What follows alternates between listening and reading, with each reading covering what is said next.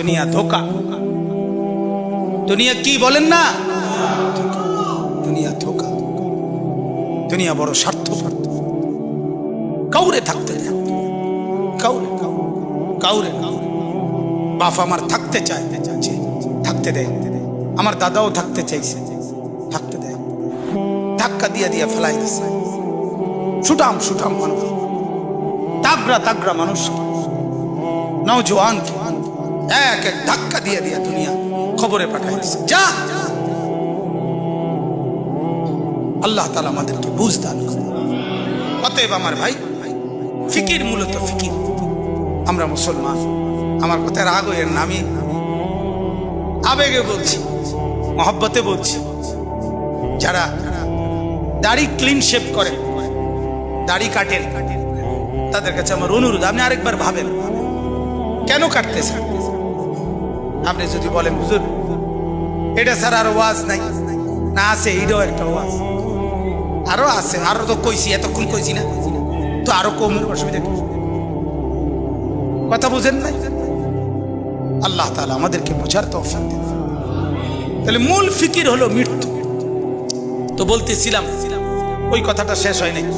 নবী সাল্লাল্লাহু আলাইহি সাল্লাম দুনিয়া থাকতে প্রতিদিন উম্মতের জন্য কাঁদছেন কিনা?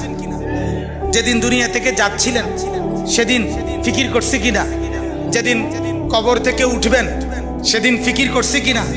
হাসরের ময়দানেও সমস্ত নবীরা, আদম থেকে ঈসা, সমস্ত আম্বিয়া, আউলিয়া, সাহাবা, সমস্ত মানুষ হাসরের ময়দানে জাহান্নামকে যখন আনবে, ওয়াজিআ ইয়াউমাইযিন বিজাহান্নাম, আল্লাহ তাআলা কোরআনে বলছেন হাসরের ময়দানে ফেরেশতারা জাহান্নামকে টেনে হাসরের মাঠে নিয়ে আসবে।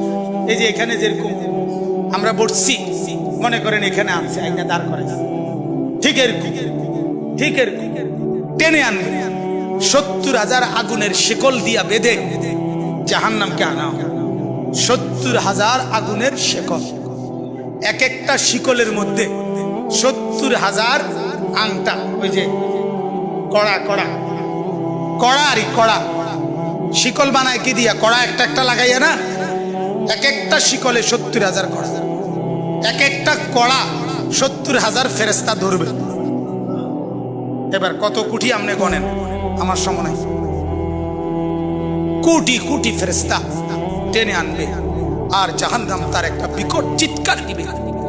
এক চিৎকারে পুরা হাসরের ময়দানের সবাই চিৎকার দিয়া উঠবে, ইয়া রব্বি নফসি নফসি, আল্লাহ আমাকে মাফ করেন, আমাকে মাফ করেন, আমাকে মাফ করেন, আমাকে মাফ করেন, আমাকে মাফ করেন।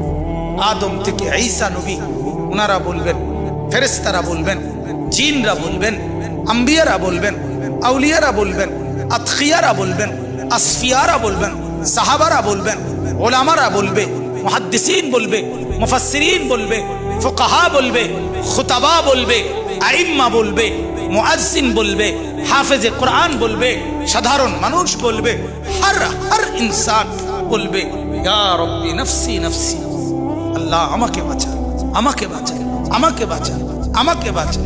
সবাই বলবে এক কথা। সবাই হঠাৎ করে শুনবে কে যেন একজন কোথাও বলতেছে, কোন এক পাশে দিয়া শোনা যাইতেছে একটা আওয়াজ, ইয়া রব্বি উম্মতি উম্মতি, আয় আল্লাহ আমার উম্মতকে বাঁচান, আমার উম্মতকে বাঁচান, আমার উম্মতকে বাঁচান।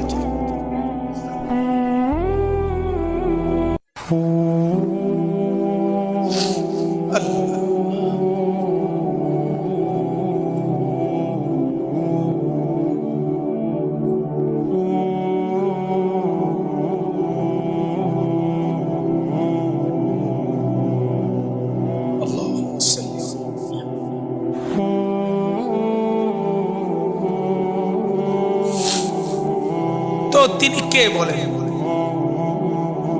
যিনি একজন শুধু বলবেন আয় আল্লাহ আমার উম্মতকে বাঁচান, তিনি কে বলেন? মুহাম্মদ রাসূলুল্লাহ। জীবন ভর যিনি ভাবলেন উম্মতকে নিয়ে, কবরে যাওয়ার দিনও ভাবলেন, কবর থেকে উঠবার দিনও ভাবলেন, হাসরের ময়দানও ভাবলেন, সেই তিনি পর্যন্ত। আমার বলার উদ্দেশ্য ছিল এই কথাটা, সেই নবী পর্যন্ত এত ফিকির যার উম্মতের জন্য, তিনি পর্যন্ত নিজের কথা ভাবছেন। এই কথাটা লেগে এতটি কথা বলছে। নিজের ফিকির, ইসলাহে নফস, ফিকিরে নফস, এটা এই পরিমাণ দরকার। ওলামায়ে কেরামকে বলি, ওলামায়ে কেরাম, আওয়াম সর্বসাধারণ আপনারাও তো বুঝেন, বাকি যারা আলেম আছেন আপনাদেরকে নিজের ফিকির, ইসলাহে নফস আপনাদের জন্য জরুরি, আমার জন্য জরুরি, ইমাম সাহেবের জন্য জরুরি, মুহাদ্দিসের জন্য জরুরি, মুহতামিমের জন্য